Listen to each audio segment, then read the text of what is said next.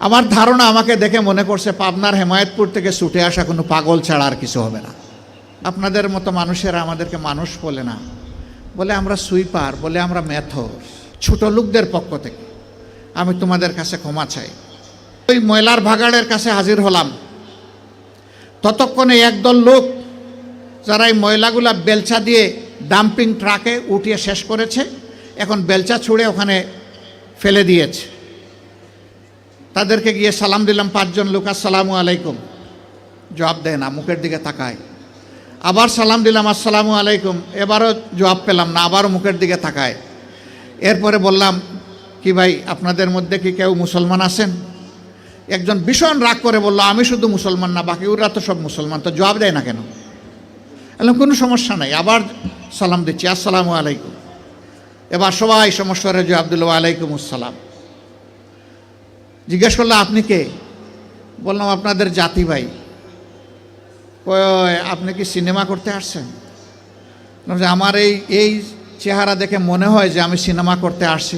কয় না, তা তো মনে হয় না, কিন্তু আপনার কথাবার্তায় তো এরকমই মনে হচ্ছে। তো আপনি কেন আসছেন? আমি বললাম আপনাদের হাত ধোয়াইতে আসছি। ওই শুনেন, আমরা গরিব মানুষ, আমাদেরকে নিয়ে উপহাস করবেন না। আমি বললাম আল্লাহর কসম আমি উপহাসও করতে আসি নাই। তাইলে আপনি আমাদের হাত ধোয়াবেন কেন? আমি বললাম তোমরা সমাজের হাত ধোও, একটা দিন অন্তত তোমাদের হাত ধোয়াই। কই আমাদেরকে ছেড়ে দেন, আমাদের অনেক কাজ, বুঝতে পারছি না আপনি কি জিনিস। আমি বললাম যে আমি বড় শক্ত জিনিস, হাত না ধুইয়া তোমাদেরকে ছেড়ে দেব না আমি। রোদের মধ্যে ঘামতেছে, একজন রাগ করে বললো, এই দে, ওনার এত শখ জাগছে, দে হাত দে, আমারটা আগেই দিচ্ছি। তো উনি হাত দিল, আমি ধোয়াই ঠোয়া খসলাইয়া পরিষ্কার করে বললাম, ভাই অনেক শুক্রিয়া তোমাকে। একজন একজন করে হাত দেয় আর খিলখিলাইয়া হাসে। আমার ধারণা আমাকে দেখে মনে করছে পাবনার হেমায়েতপুর থেকে ছুটে আসা কোনো পাগল ছাড়া আর কিছু হবে না। হাত ধোয়ানো শেষ। এবার আমার 2 সঙ্গীকে বললাম যে একটু খাবারের প্যাকেটটা দেন। বললাম না না, এগুলো লাগবে না। বললাম কেন লাগবে না ভাই? তোমরা তো চাওনি, আমি খুশি হয়ে দিচ্ছি, একটু নিবা না? জি না জি না জি না, এগুলো আমি বললাম যে বলো তাইলে কোনটা থেকে খেতে হবে, আমি আগে খাই একটু, তারপরে নিয়ে যাও। তখন একজন বলে তাইলে ঠিক আছে দিয়া দেন। আমি বললাম হ্যাঁ, দুনিয়া অনেক কিছু ঘটে।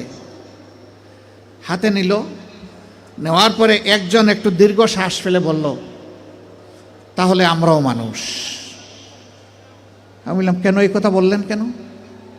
জি না, আপনাদের মতো মানুষেরা আমাদেরকে মানুষ বলে না, বলে আমরা সুইপার, বলে আমরা মেথর। আমাদের কাছে কেউ দাঁড়াইতে চায় না, কোনো রাস্তা দিয়ে আমরা হাঁটলে মানুষ সরে যায়।